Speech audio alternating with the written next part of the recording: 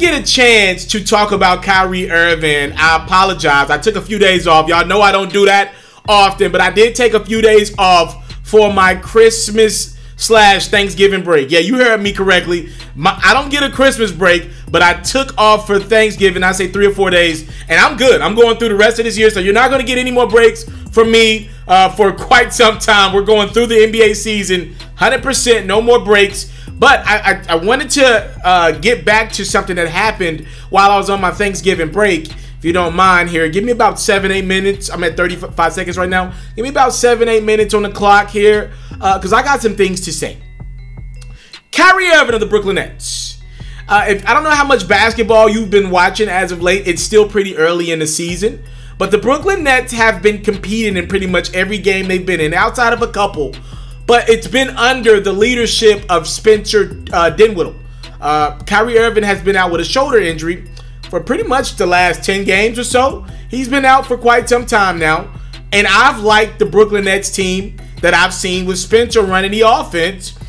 When Kyrie Irving was running the offense, he was amazing to start the season, but no one else was really involved. It looks like Caris LeVert and company, they're playing better basketball right now. Seems like everybody's involved. This looks like the Brooklyn Nets team last year that was led under D'Angelo Russell's direction, with Spencer leading the offense this year.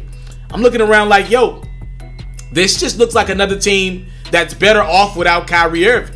Now, I understand you had to do whatever you had to get Kyrie Irving, because what comes with Kyrie Irving next year is a 7-foot assassin by the name of Kevin Durant. He gets back next year, so you had to do whatever it takes to get KD, even if that means bringing on Kyrie Irving. But I want it to be clear.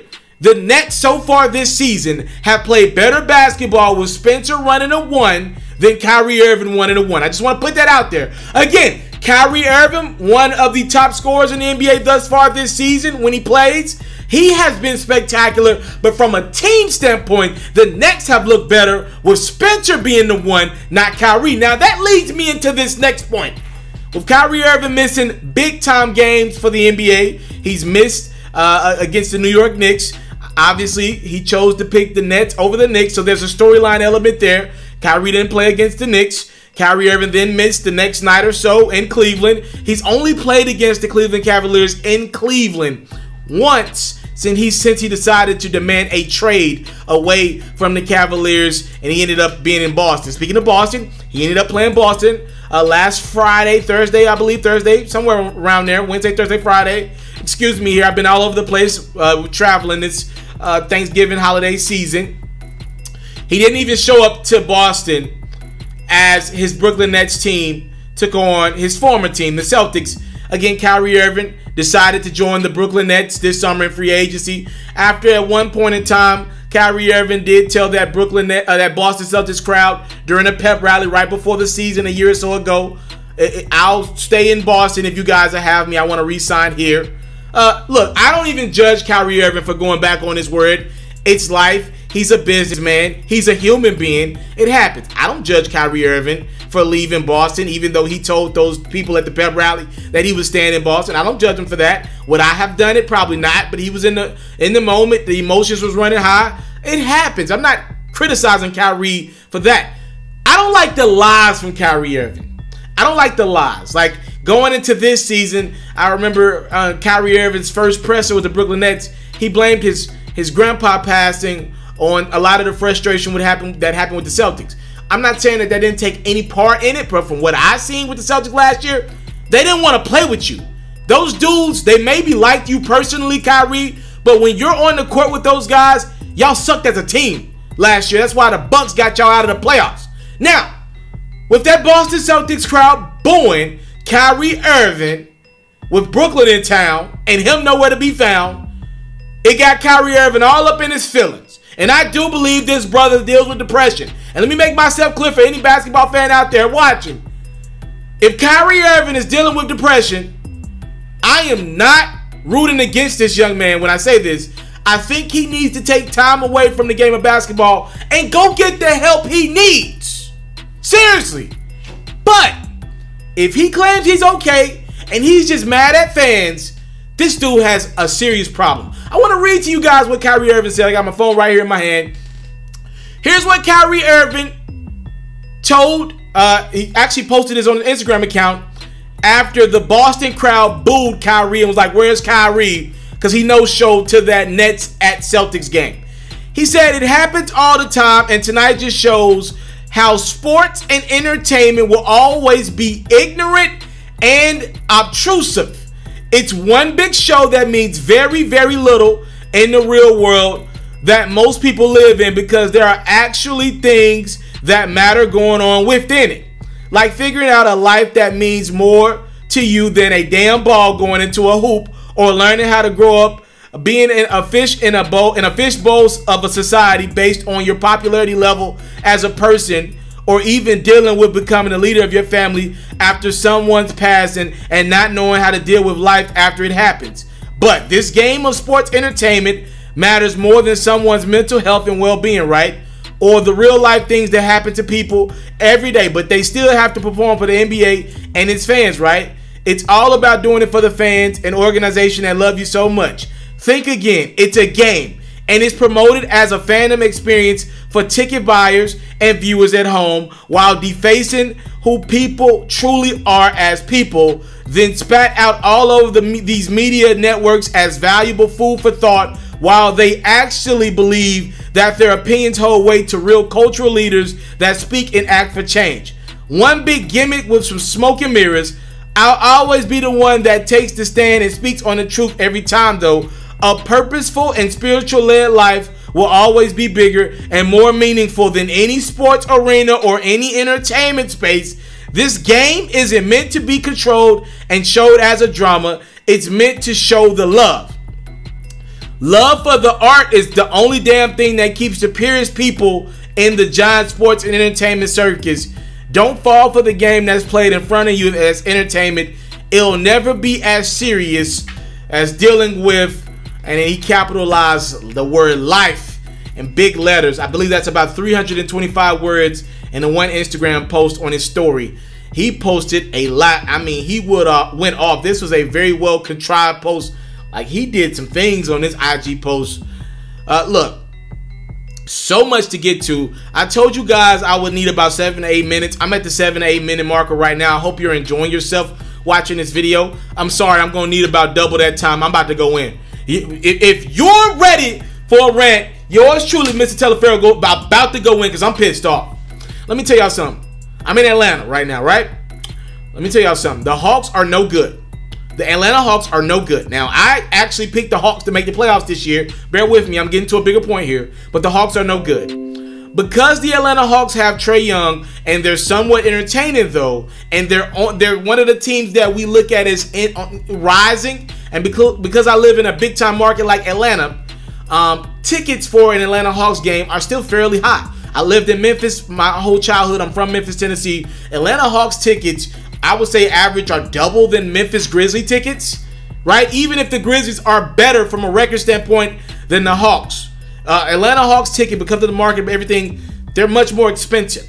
To go to an Atlanta Hawks game to see, I don't know, if I wanted to see the LeBron and the Lakers team play, I think it's going to take me about $150 to get in the building, right? So around $150, $200 to get in the building. If I take my girlfriend, that's about $400 right there to see LeBron, once a year. He's in the West Coast, so I can only see the Lakers once a year. They only play against the Eastern teams for the most part once. If I really want a good seat, we're talking about $400 or $500. $400 or $500, well, let's say $250, $300 a piece. I'll be nice. So about $600 if I want to take me and my girlfriend to go see LeBron James play. Celtics, not as prominent an organization as Kyrie Irving and the Boston Celtics last year. I think the average, about $100, something like that, to see the Boston Celtics last year under the leadership of Kyrie Irving. This year, you probably could get a good ticket for a Celtics game without Kyrie Irving. Kemba Walker's name not as big as Kyrie Irving, though he's probably as much a player as Kyrie Irving is right now. I say maybe you get in the building by $80, a good seat $150, $200. Yeah, a really good seat about $100. You know, it's significantly lower than the Lakers. They're the big team in the NBA right now. Kyrie's Brooklyn Nets, they're probably lower than the Boston Celtics, right? They're probably around $67 to get in the building. They're probably, somewhere around $100, $125 to get a decent seat. I'm just estimating here, guessing a little bit as well, guesstimating. what it takes to see teams. The point I'm trying to make is it takes money to watch these teams play. My hard-earned money. You work hard for your money. I work hard for my money. Me and you're watching this video with me right now. We're probably too damn invested in the basketball. We're probably too damn invested into this sport because, as you can see, the players are not even as vested in this sport as we are, right? Look, if Kyrie Irving doesn't believe drama sells, he should stop playing the game at a professional level. Kyrie, if you don't want the storylines that come with the NBA, go, look, you've made enough money. You got a Nike shoe deal. Leave the NBA. Go do something else, man. You can go play at the Y 4 times a week. No me, I guarantee you, no media outlet to be there. ESPN won't be covering your games. TNT won't be there. Charles, Kenny, Chuck, and EJ will not be outside of the YMCA giving you EJ's start of the night. I guarantee you, Kyrie, if you miss a layup at the YMCA, Shaq will not be there to give you a Shaq in the Fool top moment. I guarantee you, Kenny Smith ain't running to the board to dissect your play at the YMCA. I guarantee you, Charles Barkley ain't gonna talk about how awful Kyrie Irving looked awful. He couldn't put the ball in the hole. I guarantee you, if you don't like media coverage, if you don't like Woj all in your business, you don't like Stephen A. Smith saying, you just disgust me. If you don't like none of that, then you could go take your talents to the YMCA. You won't get paid, but you can play this game for the love, the art form. Since it's not about the drama, it's about the art form, Kyrie Irving. If it's all about that, take your behind to the YMCA. Rucker Park right now. I guarantee you, you can play the game you love. Nobody will care.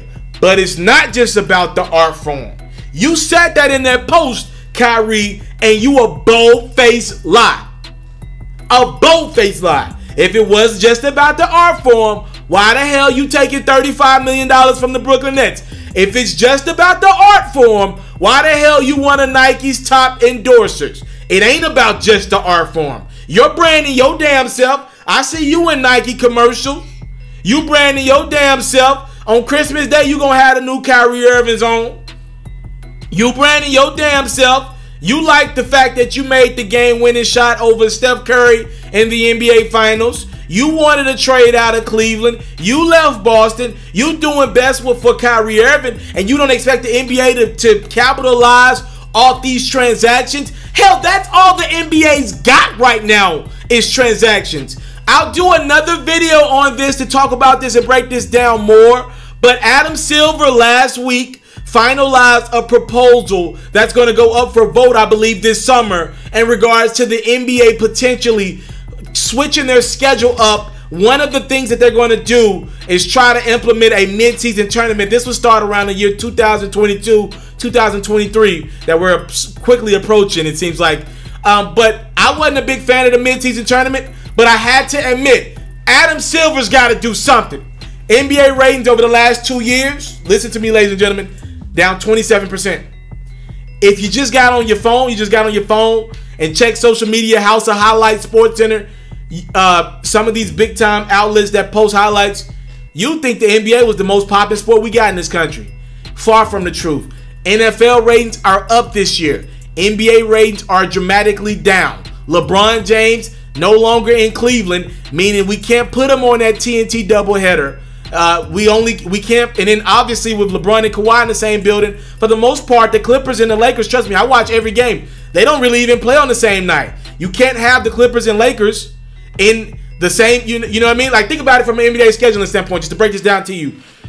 The NBA capitalizes off the Clippers and Lakers playing in the same building. Meaning, the other day, the Washington Wizards played the Lakers one night, then they played the Clippers. That helps them with scheduling, money, and all that. While the Wizards are in LA, let's make sure they play the Lakers and the Clippers, right?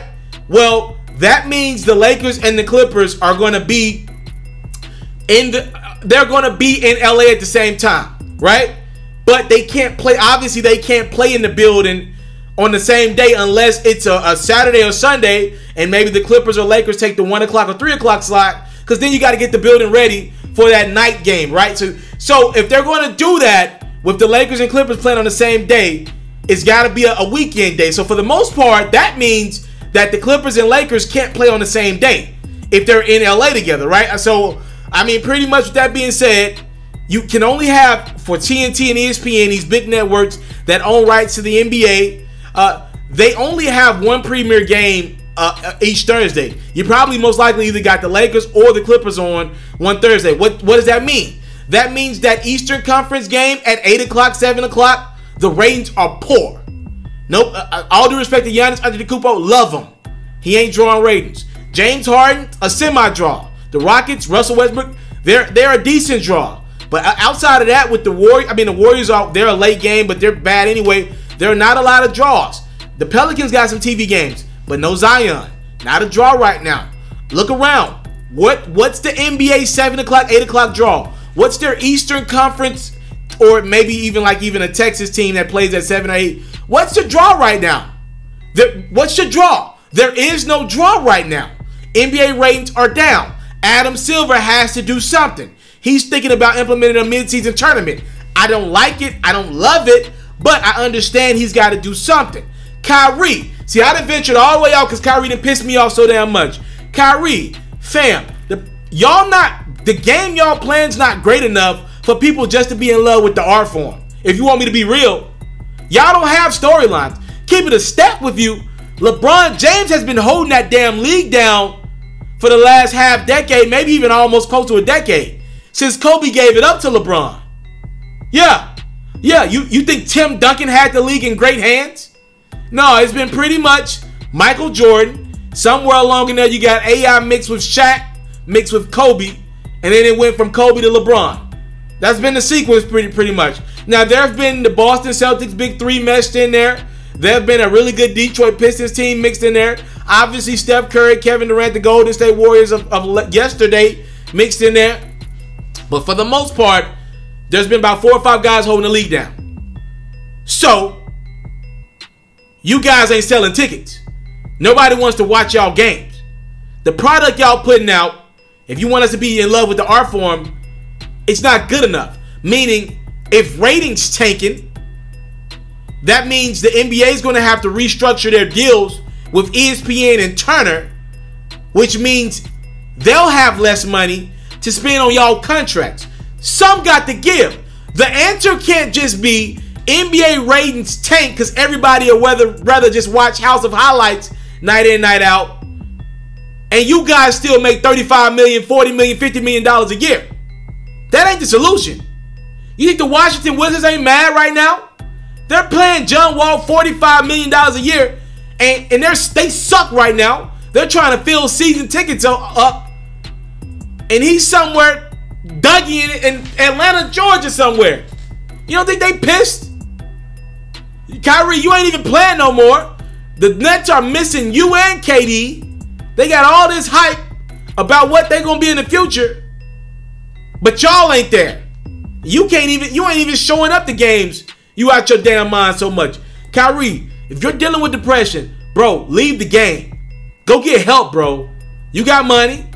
I'm not saying go stay in this game if you're sick. You talking about being in a bad mental space, bro. Leave the game. It ain't nothing more important than your mental stability. But if you're fine mentally and you're complaining about the game, look at some of the words that this brother used. He called the game ignorant and obtrusive. That's what you think about your job? This job? Do you realize how hard it is out here? Do you know what people have to do day in and day out to make ends meet? Have you forgotten how hard it is out there? Maybe you should come look at the world from this world that you don't believe is round. By the way, you believe it's a flat world. That's a whole nother thing. Maybe you should come look at this flat world from another perspective. From the guy that has to work hard. The firefighter, the police officer, hell, the teacher. She's got to get up every day and teach those badass kids Monday through Friday for 3/4 of the year. Maybe you should look at the world from their perspective. You've been making money for a little minute now. You know so much with your little 1 year, 1/2 a semester at Duke you had. Have you forgotten, or have you ever known what the real world is, Mr. Irving? What the hell are you talking about? Bro, the NBA is based off drama. Literally, I believe that was their slogan a couple years ago. Michael Jordan, winning rings, leaving the NBA, coming back. Drama. Magic versus Larry. Shaquille O'Neal and Kobe drama. Can they coexist to win rings? Allen Iverson, can he ever get over the hump? T-Mac can score. Can he get out of the first round? Wait, the Detroit Pistons with no all-star really about to win a ring? Kevin Garnett, Paul Pierce, and Ray Allen joining? Doc Rivers and the Celtics, can they get it done? Steve Nash and Amari Stoudemire, can they get over the hump? Greg Popovich, is he the greatest coach of all time? Is Tim Duncan the greatest power forward of all time? Kobe Bryant, can he get a ring without Shaq? Can he repeat without Shaq? Kobe Bryant overcoming the Denver, Colorado's alleged rape allegation? The hell are you talking about? LeBron James, will he ever win a ring? LeBron James joins the Miami Heat. D-Wade, Chris Bosh, can the big three do it? Steph Curry, is he the greatest shooter of all time? Can LeBron dethrone the Warriors? Can Kyrie Irving and LeBron James come back from 3-1 against the Golden State Warriors in the NBA Finals?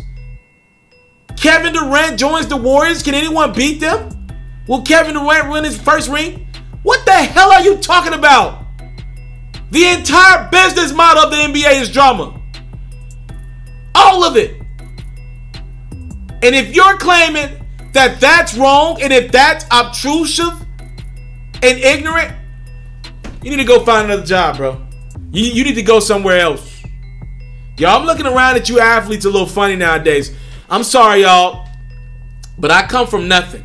I don't come from money. I come from nothing. For real, for real. I ain't no street dude, but I do come from nothing. I'm looking around at some of these athletes nowadays, and I'm just not impressed. Not impressed at all. I look at who's the guys that are humble and really care about the game of basketball. Not American-born kids. Giannis Antetokounmpo, Joel Embiid, Luka Doncic. Look how much love and passion they play with the game. And it's no coincidence that many would say these are 3 of the 10's best players. Look around. They ain't from the States. Look how much love they have with the game. Giannis literally said before the season starts, after his greatest season last year, he said, don't call me MVP no more. Don't call me MVP no more. Don't call me MVP no more. That's last year. I want to win. Kawhi destroyed me in the conference finals. I'm not better than him. I need to go get better. Joel Embiid lost in the playoffs in the second round to the Raptors. Literally crying on the court after Game 7 because he let his team down. Say he had to change his diet up. Lost weight. That's how much he loves his game. Luka Doncic. That dude has been nothing but sensational since he got to this NBA. And his game looks head and shoulders better than a lot of these other dudes. None of them American-born players. Now look at Kyrie Irving. Think this flat world, I can't even say revolves because he don't believe this thing goes in circular motion. He think the world, whatever, around him. This is the 3rd team Kyrie Irving has been on. And everywhere he goes, the team looks better off without him. Everywhere he goes. Thank you guys so much for the time, love, support. I don't take it for granted. Kyrie Irving, man, I just don't get this kid. I don't get him. I don't get him at all. I'm out.